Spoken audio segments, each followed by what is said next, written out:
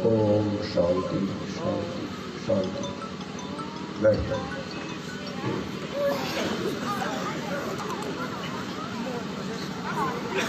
परमात्मा उस दिवंगत आत्मा को अपने चरणों में स्थान दे और पीछे परिवार को बल बख्शे। आज की सभा में उपस्थित माननीय बलवान सिंह सरपंच जी, माननीय श्री विजेंद्र कौर जी जो पूर्व सरपंच हैं, माननीय श्री संजीव डाकल जी, माननीय रामबल शर्मा जी एक्स सरपंच हैं, माननीय मांगेराम जी एक्स सरपंच हैं, माननीय राजेश जी एक्स सरपंच हैं, श्री रामदिया जी एक्स सरपंच हैं, श्री इंदर सिंह जी, श्री साधुराम जी, श्री सेवा सिंह जी एक्स सरपंच हैं, श्री लीलू सिस्टर जी, श्री लालू जी हथो, श्री महावीर जी वर्मा, श्री राकेश बिजराना जी, श्री गुरुदेव जी, श्री बेदाराम जी, श्री राम कुमार जी और माननीय सभी सामने बैठे, जहाँ तक मेरी बात सुन रही है मेरे भाइयों बुजुर्गों, हमारे बच्चों, जहाँ तक मेरी बात जा रही है हमारी माताएं बहनें, साथियों, जो आज का आंदोलन है ये है हमारी जीविका, हमारा रोजगार बचाने का आंदोलन। हमें जिंदा रहने के लिए भी लड़ना पड़ रहा है, मानव जाति है, जिंदा रहने के लिए भी लड़ना पड़ रहा है। हमारे अधिकार छीने जा रहे हैं। पिछले 20 साल के अंदर 3.5 से 4 लाख किसान इसलिए मर गए कि उन्होंने कर्जा लिया था और उतार नहीं पाए और बैंकों ने उनका जीना हराम कर दिया। जो रिकॉर्ड में आया वो इतने हैं, जो रिकॉर्ड में नहीं आए इससे 2 गुने और दिए। और इसी हिंदुस्तान के अंदर 50,000 करोड़ के कर्जे में एक भी आदमी मरा हो तो बता दो। 1 लाख के कर्जे में तो हम बहुत से गिनवा सकते हैं जो मर गए, केवल 1 लाख के कर्जे में। और 10,000, 20,000, 50,000 करोड़ के कर्जे में एक भी पूंजीपति मरा हो तो बता दो। और देश की आजादी की लड़ाई में जब उत्तम खेती, मध्यम व्यापार, लिखित नौकरी थी, उत्तम खेती जब थी, तब देश की आजादी की लड़ाई में एक भी पूंजीपति का बेटा अगर शहीद हुआ हो तो बता दो।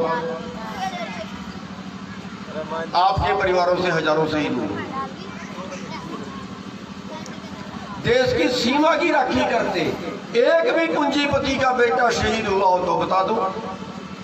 ये ठेका सारा हमारे ऊपर। और जब कुछ लेने देने का नाम आता है तब हमारा हिस्सा देश में नहीं है, हम फिर पूंजीपतियों का भोजन है। अरे हमें क्या जरूरत थी फिर देश को आजाद कराने की, अगर उत्तम खेती रहनी नहीं थी।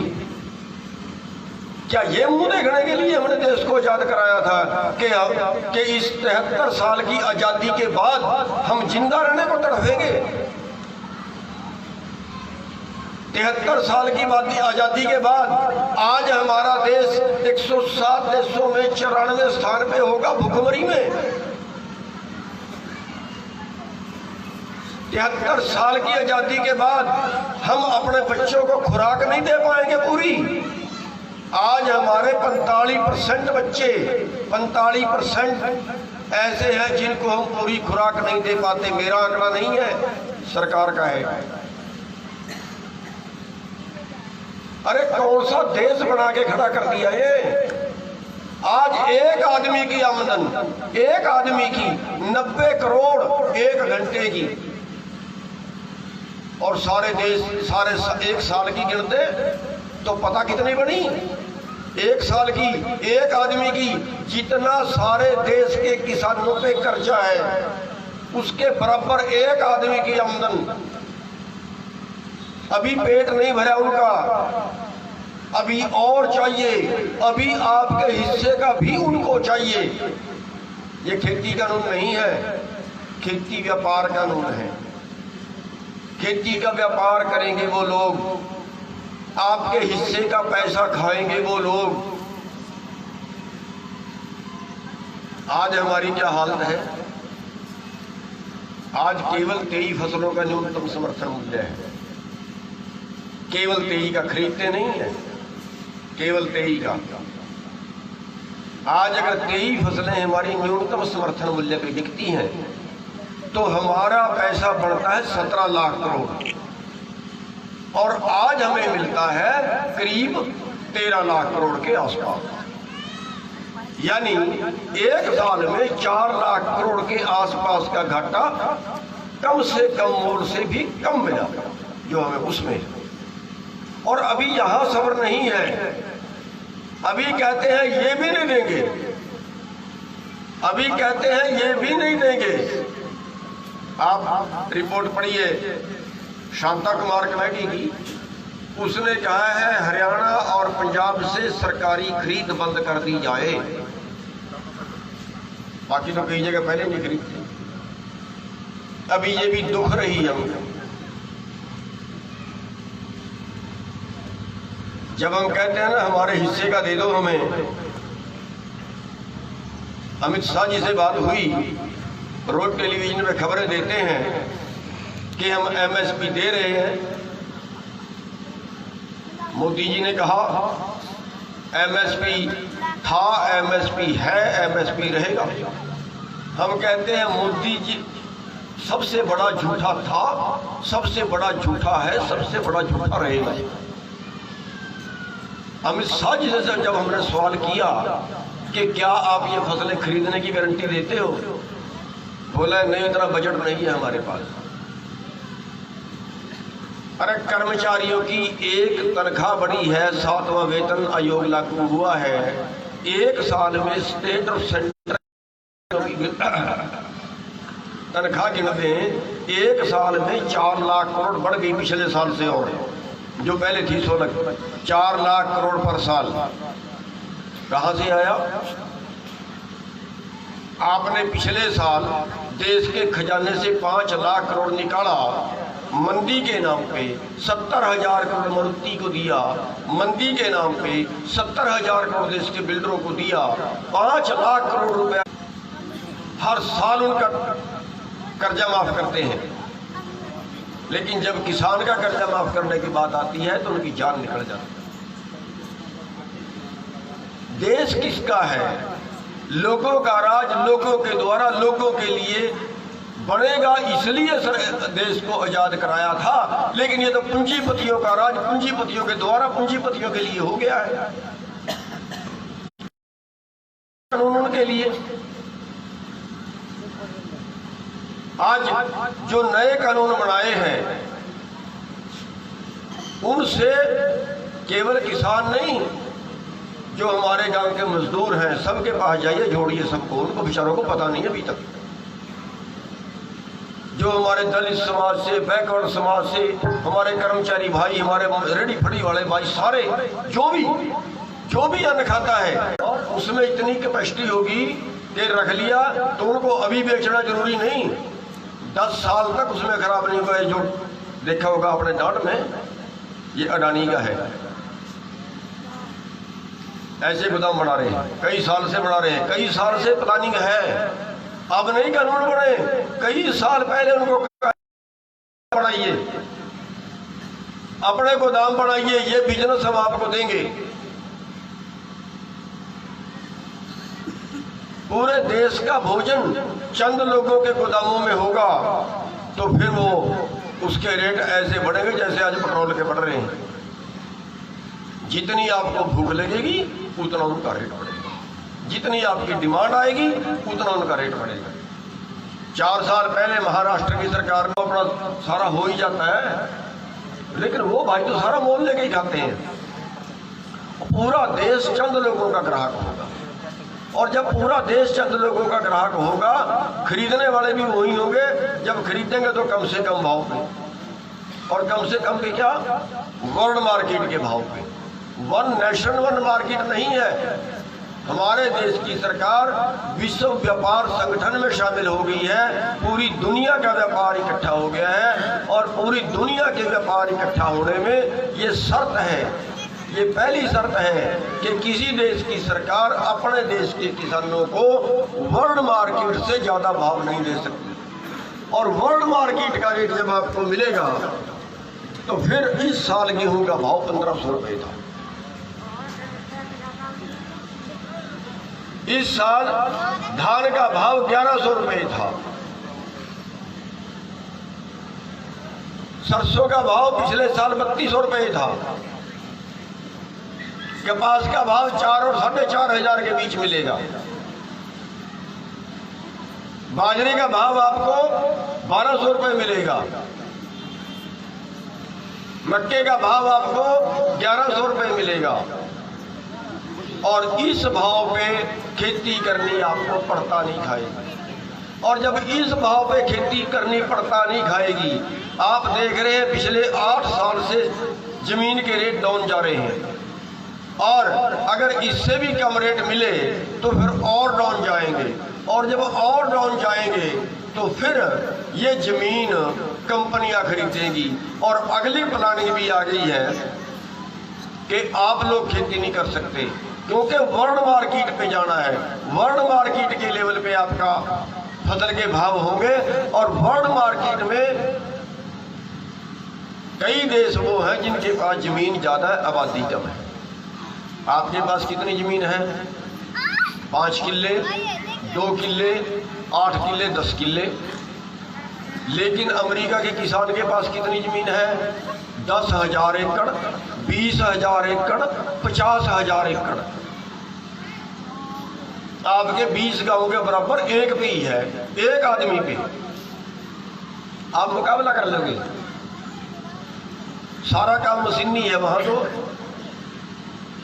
आप 1 किला कपास का बीजते हो, उसका एक बोझ चुनना पड़ता है।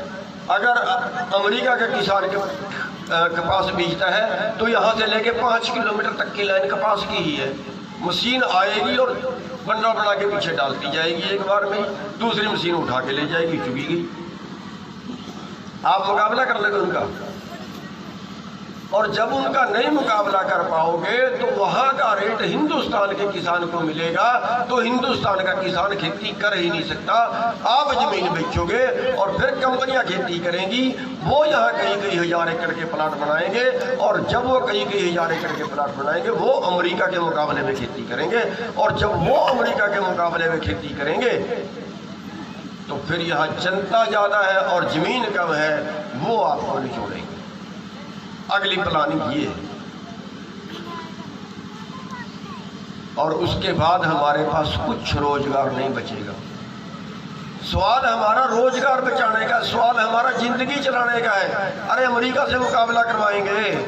अमेरिका में बच्चा पैदा होने से लेकर बीमारी का, पढ़ाई का, बेरोजगारी का, बुढ़ापे का टोटल खर्चा सरकार का है। अगर कोई बीमार हो गया ना, टेलीफोन करना है उनको, एम्बुलेंस आएगी, घर से लेके जाएगी, इलाज करा के घर पे छोड़ के जाएगी। यहाँ क्या है? यहाँ ये सुविधा मंत्री के लिए है। यहाँ ये सुविधा 2 लाख की तनख्वाह लेने वाले अधिकारी के लिए है, जनता के लिए नहीं है। यहाँ सारे खर्चे आपको आप कर रहे हैं। कैसे जिंदा रहेंगे? कितने मर रहे हैं बीमारी से? 10 लाख 20 लाख 50 लाख के इलाज हैं। कितने में कैपेसिटी है हमारे में इलाज कराने की? कौन सी व्यवस्था खड़ी कर दी यहाँ पे? अब इस खेती के सहारे तो हम केवल जिंदा थे और हमारा वो भी रोजगार छीन रहे हैं। फिर हमारे पास लड़ने के अलावा दूसरा चारा क्या है? कोई और रास्ता है या हमारे लिए कोई और लड़ेगा? हमें ही लड़ना पड़ेगा और लड़ना ही पड़ेगा, और कोई चारा नहीं है हमारे पास।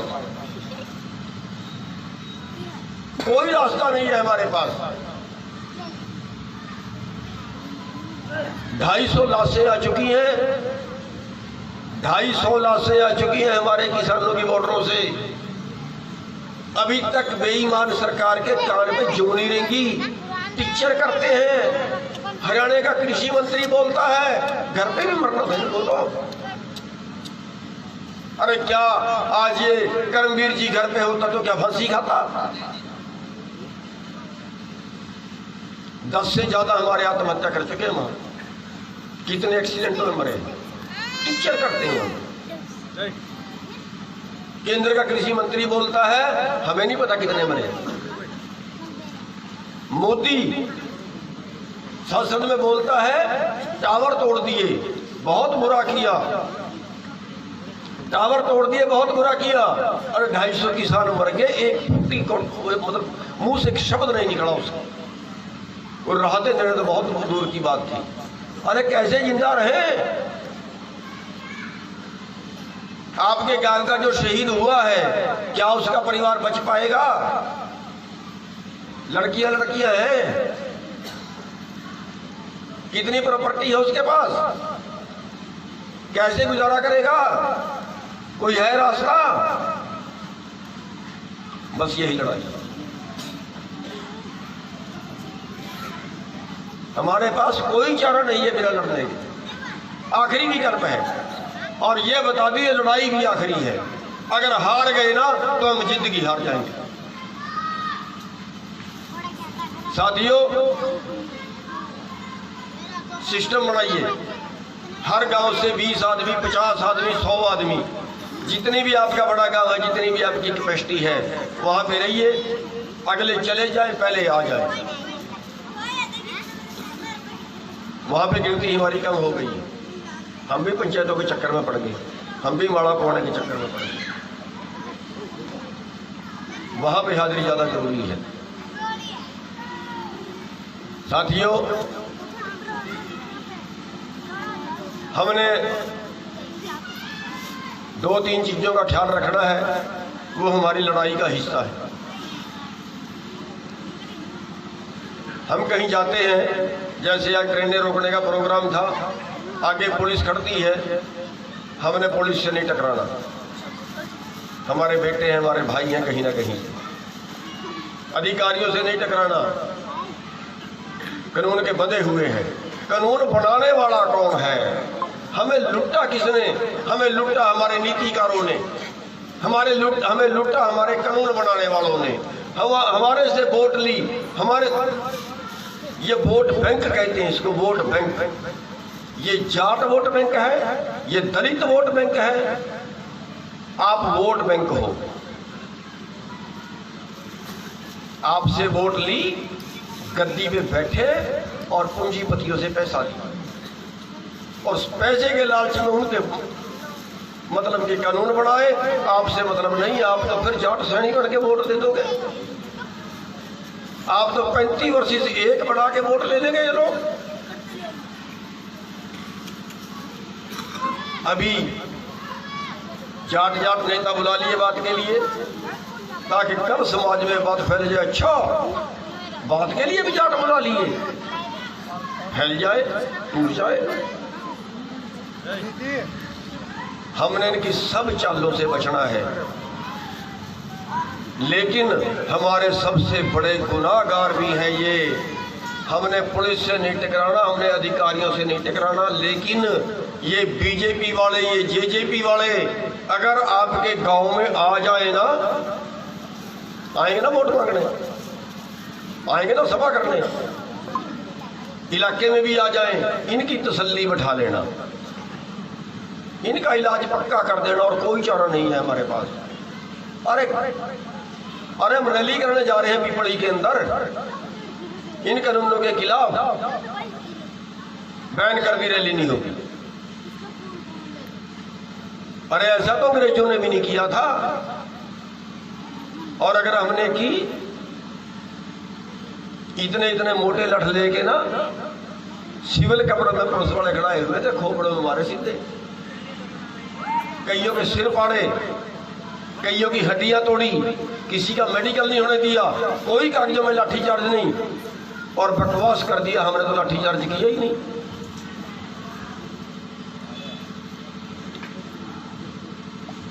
दिल्ली में रैली करने के लिए बोला नहीं करने देंगे। अंबाड़े से लेके चले थे, पहला अंबाड़े में बैरियर, फिर कुरुक्षेत्र में बैरियर, फिर करनाल में बैरियर, फिर पानीपत में बैरियर, फिर सोनीपत में बैरियर। हर जगह पे पानी के फुहारे मारे, हर जगह पे आंसू गैस के गोले छोड़ते, हर जगह पे इन्होंने ज्यादतियां की, हर जगह पे मुकदमे बढ़ाए। 30-35 मुकदमे आज 307 के दर्ज कर चुके हैं ये लोग। हमारे पास तो 5 जन्म की सजा कटेगी, कितने मुकदमे होगी? 307 के इरादा कत्ल के। किसका कत्ल करने जा रहे थे? हम अपना अधिकार मांगते हैं, तुम कातिल हो गए।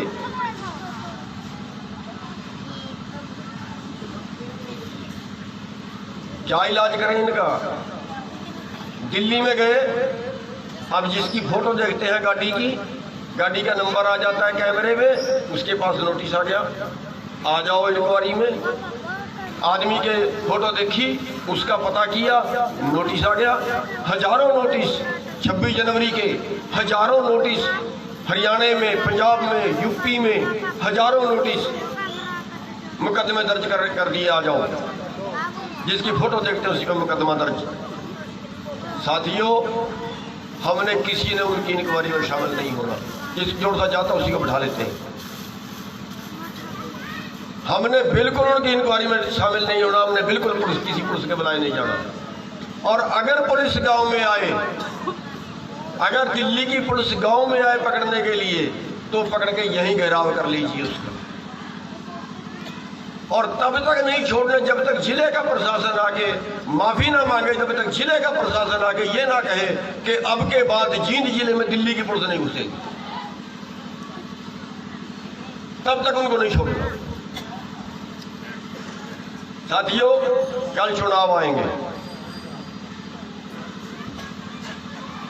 जिस भाई ने आज इस समाज में, इस धर्म युद्ध में, और ये धर्म युद्ध है करोड़ों लोगों को भूख से बचाने का, जो भाई इस धर्म युद्ध में हमारा साथ ना दे, इस आंदोलन में साथ ना दे, और कल वो चुनाव में खड़ जाए, चाहे वो किसी भी पार्टी का हो, कल अगर वो इलेक्शन में खड़ जाए, उसको वोट नहीं देना, बाकी चाहे काले चोर को देगी।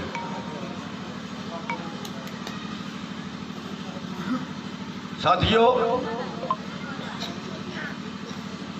मोदी के 3 बेटे हैं, अंबानी है, अडानी है, बाबा रामदेव है।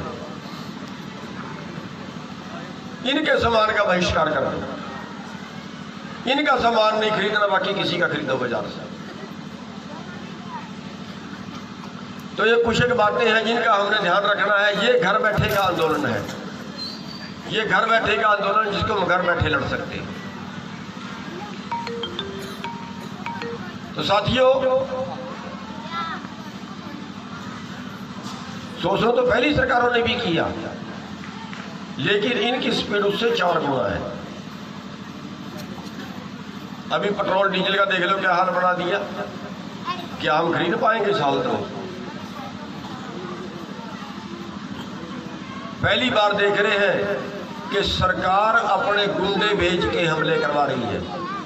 3 बार दिल्ली के बॉर्डरों पे अपने कई सौ गुंडे लेके आए, कई जो पुलिस साथ में आई, बट्टे मारे, डंडे मारे, कई 100 गुंडे लेके साथ में आए, उनसे हमला करवाया धरने के ऊपर। हमारे भी इधर से लठ लेके भागते हैं, बड़ी मुश्किल हो जाता है रोकना। सोचते हैं 2-4 मर जाए तो आंदोलन का रुख बदल जाए। अपने लोगों से लाल किले पर झंडा चढ़वा के, वो तो शुक्र है उसकी फोटो में मिल गई अमित शाह के साथ और प्रधानमंत्री के साथ। अपने लोगों से लाल किले पर झंडा चढ़वा के और उसको उल्टा कर दिया, खालिस्तानी। हालांकि वो झंडा धार्मिक झंडा है, उसके झंडे को भी खालिस्तानी बता दिया। और जो पंजाब के भाई आ रहे थे, अपने लोगों को इकट्ठे करके बट्टे मरवाने शुरू कर दिए करना, यानी हिंदू सिख के नाम पे फाड़ने की कोशिश की। इनको एकता बर्दाश्त नहीं होती। जब हिंदू हरियाणा और पंजाब के भाई आंदोलन में आए तो हरियाणा में SYL का मुद्दा उठाने की कोशिश की।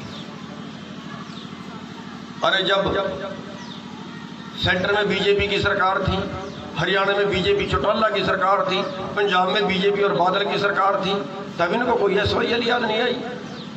2014 में केंद्र में बीजेपी की सरकार आई, हरियाणा में बीजेपी की सरकार आई, 2017 तक पंजाब में बादल और बीजेपी की सरकार रही, तब इनको SYL याद नहीं आई।